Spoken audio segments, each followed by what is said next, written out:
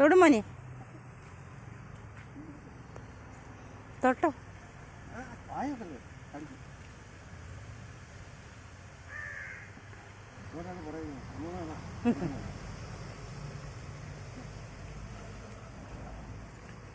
കണ്ട ഡോങ്കിയെ കണ്ട അമ്മു.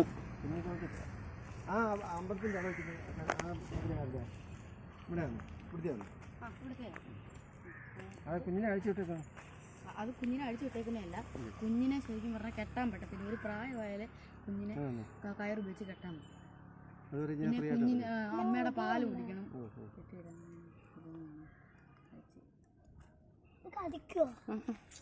കുഞ്ഞല്ലേ. ഇതിന്റെ പേരെന്തുവാ?